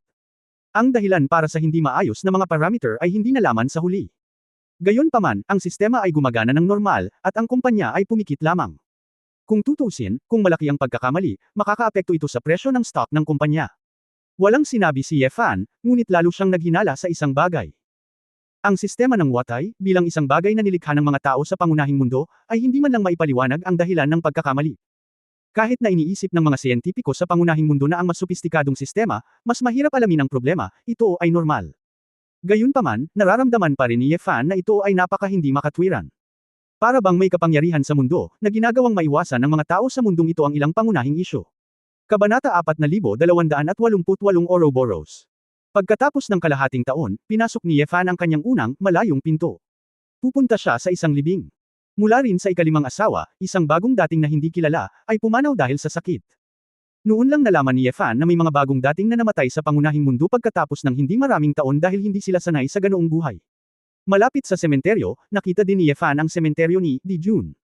Bilang mabuting kapatid ni Dong Huang at asawa ni Zihei, dumating si Di Jun sa pangunahing mundo at nagpakamatay dahil sa kanyang pananabik at pagkabaliw. Isa rin siya sa mga bagong dating na maagang umalis. Sa wakas ay naunawaan ni Ye Fan kung bakit nagkaroon ng komplikadong ekspresyon si Dong Huang nang magtanong siya tungkol kay Zihei. Para sa mga manlilikhang ito, talagang isang pagsubok ang tanggapin ang pisikal na katawan na dati ay hindi nasisira, at nagiging kinakailangan upang maranasan ang pagsilang, pagtanda, pagkakasakit at kamatayan. Ye Fan, narinig kong sinabi ni Xiaomeng, kalahating taon ka nang nag-aaral ng ikalimang asawa, at nag-e-ensayo ka pa rin ba? Tanong nitong Tian habang pababa ng bundok mula sa sementeryo. Oo, kaagad na pag-amin ni Ye Fan. Mukhang hindi ka pa rin sumusuko at gusto mong patunayan na ang pangunahing mundo ay peke at ang ikalimang asawa ay ang tunay. Ngumiti si Ye Fan, Senyor, kapag tiningnan mo ang tao sa salamin, hindi ba nandyan ang nasa salamin? Nakatingin sa iyo. Totoo o mali, ito ay aking sariling subjective na paghuhusga. Kamakailan, iniisip ko, may posibilidad ba na ang pangunahing mundo ay bahagi lamang ng limang tay, ngunit sila mismo ay hindi alam ito. Tumawa si Luya sa tabi niya. Haha, Brother Ye Fan, marami sa atin ang nagkaroon ng ideyang ito, ngunit pagkaraan ng mahabang panahon, mauunawaan mo na ito ay panaginip lamang. Napabuntong hininga si Tong Tian, Ye Fan, alam ko, naiintindihan ka pa rin nating lahat kung ayaw nating sumuko. Di bale, step by step tayo pumunta dito. Take your time, it takes a little time to be used to it. Lumabas para mamasyal, pagkatapos ng 2 taon, malalaman mo na. Ngumiti si Ye Fan, wala akong gustong patunayan, may gusto lang akong mahanap. Bumalik sa asawa ko, kasintahan ko at mga anak, gusto ko ng family reunion. Ang ibang mga bagong dating ay nakinig at hindi na sila hinikayat pa, tila sanay na sila sa mga iniisip ni Ye Fan. Sa kanilang pananaw, ilang sandali lang bago naisip ni Ye Fan ang mga bagay na ito. Lumipas ang mga araw. 1 taon na ang nakalipas mula nang dumating si Ye Fan sa mundong ito. Nagbabasa pa rin. Sa gabi, dumating si Huang Yimeng sa opisina ni Ye Fan na may dalang bag ng mga bagay. Nang makitang ibinaon ni Ye Fan ang kanyang ulo sa mga libro, ang kawalan ng kakayahan sa kanyang mga mata ay hindi na lumitaw, ngunit may kaunting paghanga. Naiintindihan niya kung bakit ang lalaking ito ang pinakamalakas na tao sa kasaysayan ng 5-tie system. Well, mabilis na binuklat ni Ye Fan ang mga pahina at sumang-ayon. Medyo nagulat si Huang Yimeng, bakit ang bilis mong iikot ang libro? Nakikita mo ba ng malinaw? Oo. Sa nakalipas na taon, ilang beses bumuti ang paningin ni Ye Fan. Nagyayabang, tamad yata kang tumingin ng mabuti. Sadyang makitid na sinabi ni Huang Yimeng, oo, pagkatapos maghanap ng higit sa isang taon, walang bakas, kaya dapat kang sumuko. Hindi ito pinansin ni Ye Fan at nagtanong, may ginagawa ka ba? Kinagat ni Huang Yimeng ang kanyang mga labi at inilagay ang bag sa harap ni Ye Fan. Ang lamig, hindi ka lumalabas, nagdala ako ng mga damit panglamig. Hindi ako nilalamig, alisin mo. Tama, sabi ni Ye Fan. Kumunot ang noo ni Huang Yimeng, oy, mabait akong dinala ang mga damit, hindi mo man lang tinitingnan, sabihin mo lang hindi. Itinaas ni Ye Fan ang kanyang ulo, tumingin sa batang babae na may pulang mukha, at biglang may naintindihan. Miss Huang, gusto ko lang mahanap ang asawa ko at ang pamilya ko sa lalong madaling panahon. Wala na talaga akong oras para mag-isip ng kung ano-ano sa ngayon. Sorry, loko. Dalhan kita ng damit, saan mo gustong pumunta? Kung masyado akong nag-iisip, pasensya na, sabi ni Ye Fan. Tumalikod na si Huang Yimeng at aalis na sana nang hindi niya maiwasang magtanong, kung wala kang mahanap na anumang mga pahiwatig pagkatapos basahin ang lahat, bakit hindi ka makakabalik sa iyong pamilya? Nag-alinlangan si Ye Fan at sinabi, hindi, tiyak na hahanap ako ng paraan pabalik. Pagkatapos ng isang taon ng paglilinang, talagang may mga iniisip siya sa kanyang isipan. Kaya lang, hindi maginhawang sabihin kay Huang Yimeng pansamantala. Kung tutusin, kahit hindi siya magsalita, mahirap hindi kilala ng iba. Galit na nagngangalit si Huang Yimeng, tumalikod at umupo sa upuan, nakatingin kay Ye Fan. Gusto kong makita kung anong mga pahiwatig ang makikita mo. Kinuha ni Huang Yimeng ang isang nobela tungkol kay Watai at binasa ito. Sumama rin sa kanya si Ye Fan, inaalagaan ang sarili, abala sa pagbabasa ng mga nobela. Nabasa na niya ang maraming pangunahing literatura na may kaugnayan sa pilosopiya at teolohiya ng limang tay. Ang nabasa ko ngayon ay ang lahat ng iba't ibang mga libro na nabrush laban sa Wu Tai, kaya madalas kong binubuksan ang daan-daang mga pahina at nakikita ko lamang ang kaunting impormasyon ni Wu Tai. Gayunpaman, hindi pa rin sumuko si Ye Fan, at binasa ng mabuti ang bawat libro. Sunod-sunod na libro. Nang maglabas si Ye Fan ng isa pang nobela mula sa stock ng mga libro, binuksan niya ang unang pahina at hindi niya maiwasang matigilan. Ang unang sagnay ng kontrata sa pag-upa ng kasintahan. Naramdaman ni Ye Fan ang pananakit ng utak. Heis! Parang may gustong ay impakto sa utak niya. Si Ye Fan ay pinagpapawisan sa kanyang noo, at ang kanyang malay ay halos mawalan ng ulirat. Ye Fan, anong nangyayari sa'yo? Napansin ni Huang Yimeng na may mali at kinakabahan siyang nagtanong. Walang pakialam si Ye Fan sa anumang bagay, nanginginig ang kanyang mga kamay, pinahit niya ng husto ang libro, habang nagbabasa siya, mas malinaw ang alaala sa kanyang isipan. Ang mga eksena sa likod ng kanyang isip ay nakita. Kabanata 313. Anong libro ang binabasa mo? Isang urban novel, natagpuan ko ito sa internet, ang pangunahing tauhan ay may kaparehong pangalan sa akin, at ang pangalan ng pangunahing tauhang babae ay kapareho ng iyong asawa. Maaaring ang may akda na ito ay isang paparazzi na sadyang sumunod sa amin. Masyadong nagkataon. Ang paghinga ni Ye Fan ay naging mabigat, tulad ng isang kulog, na sumabog sa kanyang isipan. Si Huang Yimeng sa gilid ay kinakabahan, Ye Fan, ikaw. Anong problema mo? Ang librong ito, nabasa ko na. Itinaas ni Ye Fan ang kanyang ulo at sinabing may napakataimtay na ekspresyon, ang bayani at pangunahing tauhang babae ng aklat na ito, sa loob ang mga pangalan ng mga tauhan ay orihinal na isinulat batay sa karanasan naming mag-asawa. Ang may akda ay hindi tinawag na pangalang ito. Anong sabi mo? Medyo hindi makapaniwala si Huang Yimeng, ibig mong sabihin, napanood mo na ang pelikulang ito. Mga aklat na ipinasa mula sa lumang panahon ng daigdig. At ang pangunahing tauhan sa aklat ay dating kapareho ng pangalan mo. Malakas na tumanggaw si Ye Fan, tiyak na hindi ito mali, bagamat nabasa ko lamang ang unang ilang daang kabanata at hindi binasa ang huli, dahil ang pangunahing tauhan ang pangalan ay eksaktong kapareho ng sa atin. Hinding-hindi ko ito makakalimutan. Imposible. Hindi kaya nagmula ka sa lumang panahon ng daigdig. Sa karamihan, kapag ang Watai system ay dinisenyo, ang nilalaman ng aklat na ito ay ipinasok din. Sabi ni Huang Yimeng. Kung talagang designer mo, kailangan pa bang palitan ang pangalan ng bida kung papasukin mo ang libro? Nung idinisenyo nila, alam ba nilang kasama ko ang fifth wife? Tanong pabalik ni Ye Fan. Napatulala si Huang Yimeng. Malinaw, ang ikalimang asawa ay dapat na random, at imposible para sa sinuman na mahulaan ito. Sandali lang. Kung nabasa mo ang aklat na ito, ikaw ay isang tao mula sa lumang mundo. Ang lumang mundo ay ang sinaunang panahon ng ating bagong lupa. Kung ganoon ay pareho tayo ng dimensyon. Mga tao, ibig sabihin, hindi ka lumabas sa five-tie system. Pero, mula sa sinaunang panahon hanggang sa modernong panahon. Habang sinasabi ni Huang Yimeng, lalo siyang nabigla at natulala. Hindi nagsalita si Ye Fan, ngunit patuloy na tumalikod. Kung tama ang pagkakaalala ko, minsan ay nakausap niya ang matandang foodie. Hanggang sa kabanata 2476, nanliit ang mga mata ni Ye Fan. Ang Ouroboros na ito ay kumakatawan sa isang walang katapusang loop. Nahulaan ko, ito ba ay isang uri ng oras at space shuttle, walang katapusang reincarnation, at iba pa. Kung ang lahat ay isang walang katapusang loop, paano mo mapapatunayan na ito ay isang walang katapusan na loop? Kung hindi mo alam ang lahat ay bakit, kung gayon walang makakagawa nito, tingnan ang lahat ng bagay. Napabuntong hininga si Efan at hinampas ang mesa sa tabi niya. Boom! Ang solid wood table sa tabi nito ay agad na naging isang tumpok ng sirang kahoy. Si Huang Yimeng ay labis na natakot na ang kanyang buong katawan ay naninigas, ngunit si Efan ay nanginginig sa buong katawan, na nagpapakita ng isang dampi ng pananabik at lubos na kaligayahan. Shenlong Jade Talisman. Ouroboros. Iyan ang ibig sabihin. Old Foodie. Naiintindihan ko. Naiintindihan ko ang lahat. Kabanata 4289 na malaking balita. Ano ang naiintindihan mo? Si Huang Yimeng ay bumalik sa kanyang katinuan at sinabing nalilito, kahit na nabasa mo ang mga katulad na libro, hindi ito nangangahulugan na hindi ito nagkataon.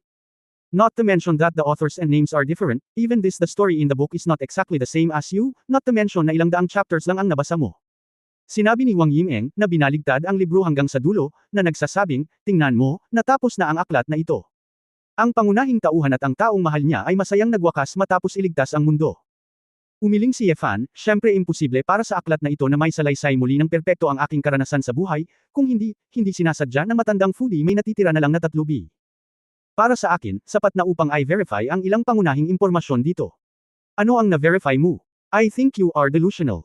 Hindi pa rin naniwala si Huang Yimeng. Alam ni Efan na walang silbi ang mga paliwanag. Kung ang mga paliwanag ay kapaki-pakinabang, at kung sila ay napakadaling mahikayat, kung gayon ang ibang mga lumikha ay hindi mawawala ng pag-asa at mamamatay ng tahimik sa mundong ito.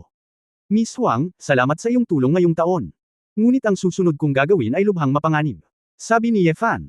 Mahigpit kaya, tapusin na natin ang gabay na relasyon sa pagitan natin. Tumalikod si Efan at lumabas ng opisina. Natigilan si Huang Yimeng sa pwesto. Pagkaraan ng ilang sandali, tumingin siya sa mesa na nabasag ni Efan. Sa lalong madaling panahon ay giniling siya nito. Ngipin, mabilis na pinalayas ni Huang Yimeng. Pagkalabas ni Efan sa library, nakita niya si Huang Yimeng na tumatakbo palabas. Huwag mong subukang paalisin ako. Delikado ay mapanganib. Gusto kong makita kung ano ang naiintindihan mo. Determinado ang mukha ni Huang Yimeng. Sinabi ni Efan na may seryosong mukha, maaaring mamatay ka.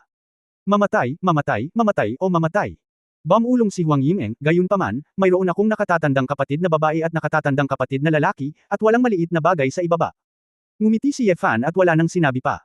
Makalipas ang kalahating oras, dumating ang dalawa sa isang skyscraper sa gitna ng lungsod. Medyo sumakit ang ulo ni Huang Yimeng.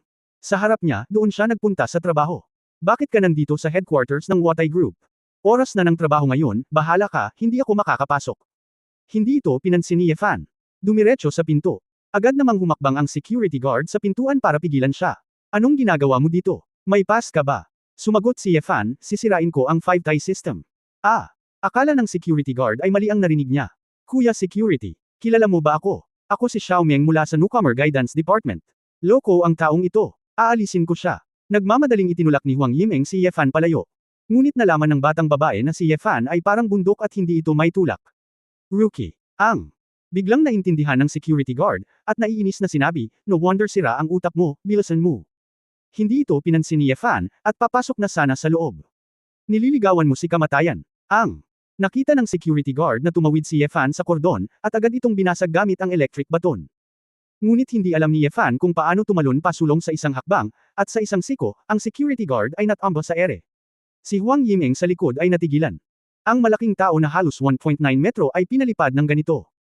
Inatake ang security guard at agad na inalerto ang lahat ng nagpapatrulyang miyembro ng team, pati na ang security robot, na mabilis na lumipat sa gilid na ito. Alerto! Alerto! May mga nanghihimasok. Nang makakita ng mga grupo ng mga security guard at mga robot na tumatakbo, namutla ang mukha ni Huang Yimeng, alam niyang magwawakas ang lahat. Let's go now, it's still too late, mahinang sabi ni Efan. Natigilan si Huang Yimeng, napaka-leisure pa rin ng lalaking ito. Kahit na gusto mo talagang sirain ang sistema ng Watai, hindi ito dapat maging maluwag, hindi ba dapat sumugod ka sa gusali sa lalong madaling panahon? Hindi nagmamadali si Efan at dahan-daang naglakad patungo sa gusali. Naglabas ng anesthesia gun ang security at binaril si Efan. Gayunpaman, ang paggalaw ni Efan ay parang gumagala na dragon, nabatid ang sitwasyon sa lahat ng direksyon, at tila hindi mabilis ang kanyang mga galaw, ngunit naiwasan niya ang lahat ng pag-atake. Sa kabaligtaran, ang mga security guard ay nataranta, at marami ang aksidenteng nasugatan ang kanilang mga sarili. No way, kinailangan ng security na magsuntukan isa-isa. Ngunit sa isang suntok at isang sipa, madaling natalo ni Efan ang lahat ng mahigpit na sinanay na propesyonal na security guard hanggang sa hindi na sila makabangon. Hayaan mo ang robot. Huwag kang maawa. Napagtanto ng pinuno ng pangkat ng seguridad na ito ay hindi mabuti, at nagbigay lamang ng utos ng kamatayan. Ang mga robot ay mas mahusay kaysa sa mga tao, at sila ay nakikipagtulungan ng mahusay. Ngunit ang bilis ni Yefan ay biglang bumilis, ang kanyang figure ay parang bug zone ng hangin, tumatakbo pabalik-balik, gamit ang lakas ng kanyang mga binti upang pilitin na durugan ang mga pangunahing bloke ng mga robot na ito.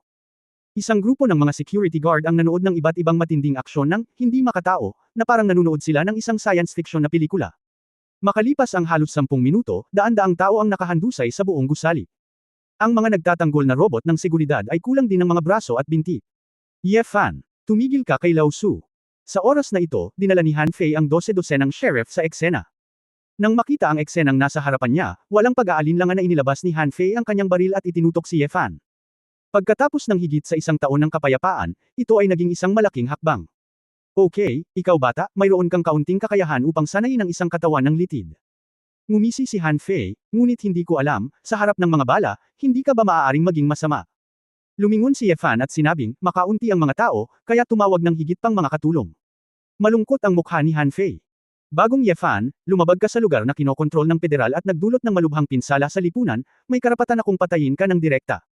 Hindi umimik si Yefan, tahimik lang siyang naglakad papunta kay Han Fei, na may kalmadong ekspresyon sa mukha. Dahil sa ganitong uri ng paghamak ay nangangati ang mga ngipin ni Han Fei sa puot. Isa lang itong internet addiction mentality, courting death. Hindi na nagdalawang isip si Han Fei at direktang binaril si Yefan. Bang!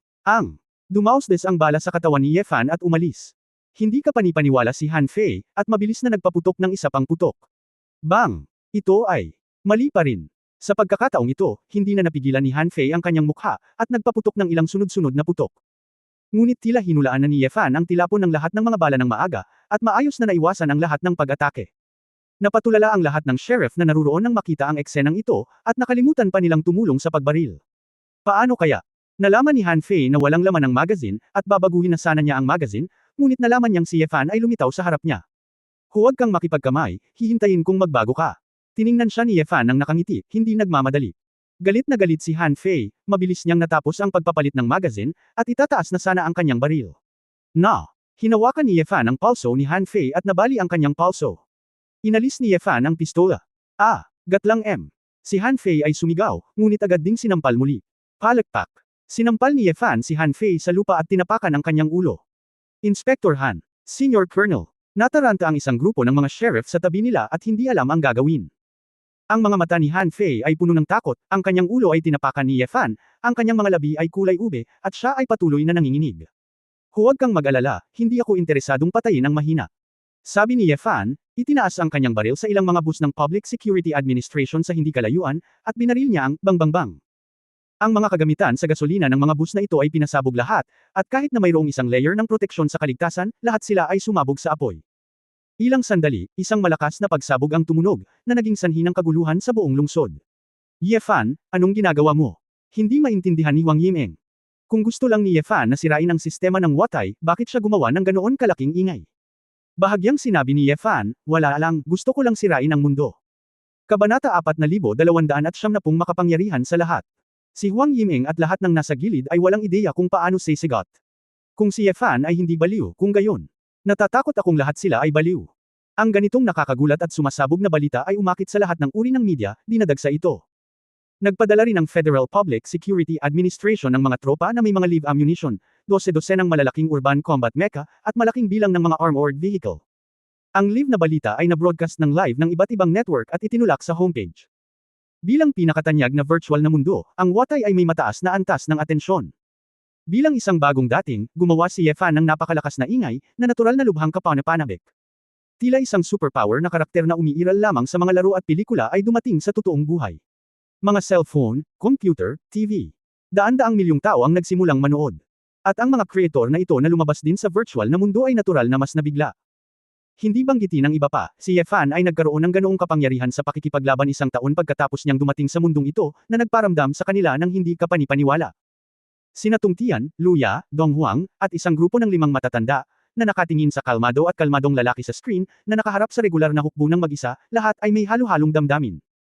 Akala ko sa loob ng ilang taon, si Yefan ay unti-unting makibagay at tatanggapin ang katotohanan tulad nila. Sinong mag-aakala na sila pala ang nabugbog sa mukha? Lasing na ang lahat at madyay gising akong mag-isa. Pwede bang? Nagsasabi ng totoo ang batang ito. Nakaupo sa luxury business car, hinawakan ni Tung Tian ang kanyang mobile phone, nakasimangot, at bumulong. Kasabay nito, ang opisina ni Ye Fan ang posisyon ng istasyon ay natatakpan ng ilang malalaking searchlight. Sa loudspeaker, may patuloy na naglalabas ng mga babala, na nagsasabi kay Ye Fan na palayain kaagad si Han Fei at hulihin siya ng walang pag-aalinlangan. Mukhang, malapit na. Binitawan ni Ye Fan ang kanyang mga paa at binitawan si Han Fei. Bumangon si Han Fei sa kahihiyan at nagmamadaling bumalik sa panig ng hukbo. Patayin mo siya. Papatayin ko siya. Hindi nakayanan ni Han Fei at nakaramdam ng matinding kahihiyan. Direkta siyang kumuha ng isang automatikong rifle mula sa kanyang mga nasasakupan at naghanda na barilin si Ye Fan. Biglaan. Sa sandaling ito, isang nakagugulat na nangingibabaw na presyon ang biglang napuno ng mga manunood. Ang itim na itim ay parang walang katapusang gabi, ang mga apoy na kasing lalim ng walang katapusang kawalan, mula sa mga mata ni Ye Fan, nagniningas ng maliwanag. Para itong isang higanteng dragon na matagal nang nasupil, sa wakas ay niyanig ang $1,000,000 na bundok na pumipigil dito, sa maning up ng kapangyarihan, handang pumailang sa langit. Gitling. Tulad ng isang dagandong ng dragon, ang lupa ay nanginag, at ang lahat ng mga nakabaluti na sasakyan at kagamitang metal ay nagsimulang manginig. Iniunat ni Ye Fan ang kanyang kamay, at sa kanyang mga daliri, isang itim na sword intent flame ang nananatili. Isang itim na malajade na singsing ang lumitaw. Nang makita ang singsing na iyon, hindi maiwasang magmukhang pamilyar ni Huang Yimeng, at pagkatapos ay biglang naalala na ito ay isang mahalagang item na nakatala sa data ni Ye Fan. Sword God Ring. Bago pa niya ito maisip, may lumabas na pinto sa kalawakan sa harap ni Ye Fan. Hindi mabilang na mga kamera ang nagngangalit, at ang mga manunood sa buong mundo ay natulala sa sandaling ito. Pintuan ng kalawakan. Di ba special effect yun? Sword. Ang mundo ng mga espada. Naalala muli ni Huang Yimeng ang mahahalagang salita. Paano kaya? Nanaginip ba ako? Kasabay nito, bumalik si Ye Fan sa mundo ng mga espada na nilikha niya gamit ang sarili niyang mga kamay. Oo naman. Ang pinakamataas na awtoridad ng kapangyarihan ng emperador ay maaaring panatilihin ang lugar na ito. Tumingin si Ye Fan sa pamilyar na kapaligiran na may nakakagaan ng ngiti sa gilid ng kanyang bibig. Nang tumawid siya sa ilog, ginamit niya ang wuswang. Maaaring pilitin siya ni wuswang na tumawid sa ilog, na nagpapakita na ang awtoridad ng kapangyarihan ng emperador ay hindi maaapektuhan ng proseso ng pagtawid sa ilog. Hindi ko magagamit ang wuswang noon, dapat ay sarili kong katawan ito, na hindi sapat para ipakita ang layunin ng espada ng emperador. Parang tubo ng tubig, akala ko lagi walang tubig, pero sa totoo lang ay dahil sa sobrang manipis ng tubo ng tubig, kahit mga molekula ng tubig ay hindi makalusot. Ang nakakabaliw na pagsasanay ni Ye Fan sa taong ito ay upang palakasin ang kanyang katawan sa isang tiyak na lawak, kahit papaano ay mapaglabanan ang layunin ng espada ng emperador. At sa sandaling makapasok ka sa mundo ng mga espada. At sa susunod, magiging madali na. Nang isipin ito ni Ye Fan, nagsimulang tumigil ang oras. Dito, siya pa rin ang makapangyarihan. Matapos ihinto ni Ye Fan ang oras na halos tumayo, nagsimula na naman siya ng isa pang round ng kabaliwan na pagsasayaw. Patuloy na magsanay, patuloy na bumawi, at magsimula ng paulit-ulit. 5 taon, para kay Ye Fan ngayon, isang kisap mata lang. Sa nakalipas na 5 taon, nilinang ni Ye Fan ang kanyang pisikal na katawan sa isang napakataas na antas sa pamamagitan ng paglikha ng kanyang sariling gravity na kapaligiran at iba pang mga pamamaraan. Malapit na. Umalis muli si Ye Fan sa Sword World at bumalik sa labas ng Watai Group. Sa puntong ito, ilang segundo na lang ang lumipas mula nang pumasok siya sa 5 years ago. Ngunit walang nakakakita na si Ye Fan ay ganap na isinilang na muli. Sinulyapan ni Ye Fan ang hukbo at ang media sa pinangyarihan, at mahinang nagsabi, hiniling ko sa iyo na pumunta, para lang sabihin sa lahat ng tao sa pangunahing mundo ang isang bagay. Ang huwad na mundo sa iyong mga mata at ang tunay na mundo sa iyong mga mata ay hindi pareho. Ang pagkakaiba sa asensya. Kailanman ay walang totoo at mali, o lahat ay mali sa simula, o lahat ay totoo. Natahimik ang mga manunood, at ang mga mukha ng lahat ay puno ng kalituhan at masalimuot na pag-iisip. Kung ngayon lang, baka isipin nilang baliw ang bagong dating na ito. Ngunit nang makita ang itim na apoy sa katawan ni Ye Fan, ang pintuan ng kalawakan, sila ay nayanig. Fuck. F***sick. Napahiya si Han Fei sa sandaling ito, diretsyo siyang bumaril. Tudo. Gitling. Ang mga bala ng rifle ay nagpaputok ng galit na galit. Nang iunat ni Ye Fan ang kanyang kamay, ang anino ng kanyang kamay ay masyadong mabilis na hindi makilala ng mata. Nang maubos na ang lahat ng bala, iniunat ni Ye Fan ang kanyang kamay at inihagis ang lahat ng bala na hawak niya sa lupa. Hindi nasaktan. Ibinuko ni Han Fei ang kanyang bibig, at dahil sa pagkabigla at takot, hindi siya makagawa ng ingay, at lumuhad siya sa lupa na may kumakatok. Tinakpan ni Huang Yimeng ang kanyang bibig, ang kanyang mga mata ay pula. Iniunat ni Ye Fan ang kanyang kamay, at isang higanteng itim na apoy na espada ang nabuo sa kanyang kamay. Ang malaink na liquid sword intent ay natipon sa lahat ng direksyon at itinaas si Ye Fan sa kalangitan. Ang mahimalang larawang ito ay nagdulot ng kaguluhan sa buong mundo. Hindi mabilang na mga pares ng mga mata, na nanunood sa mga bagong dating mula sa virtual na mundo, na ito ay nagpapabagsak sa kanilang katalusan. Ginawa niya talaga. Biglang sumampal si Lu Yadao sa harap ng kanyang computer desk. Ang ating nakaraan, totoo ang lahat, sa isang opisina, tumingin si Nuwa sa projection screen na may luha sa kanyang mga mata. Kasabay nito, sa itaas ng ulo ni Yefan, ang langit ng buong bagong lupa ay nagsimulang gamulong na may maitim na ulap, at ang kalangitan ay nagbago ng husto. May hitsura ng determinasyon sa mga mata ni Yefan. Itaas ang kamay, ibaba ang espada. Isang nagliliyab na liwanag ng espada ang tumagos ng malalim sa lupa, na naghati sa buong lupa sa isang malalim na lambak na may daan-daang metro. Ang Watai system na nakatago ng malalim sa lupa ay ganap na naging hindi mabilang na mga electronic spark sa ilalim ng kapangyarihan ng espadang ito. Sunod-sunod na gintong liwanag ang sumisikat mula sa mga guho sa ilalim ng lupa. Sa huli, ang nakasisilaw na sinag ng liwanag ay nagtagpo sa isang ginintoang matayog na higanteng puno, diretso sa kalangitan. Kasabay nito, ang buong mundo, maliban kay Yefan, na nag-aalab sa Emperor's Sword Intent, ay ganap na natahimik, na parang naging background board. Unti-unti, nagsimulang lumabo ang lahat, at nilamon ng puting espasyo ang buong mundo. Pagtatapos ng kabanatang ito. For more updates, click on the notification bell.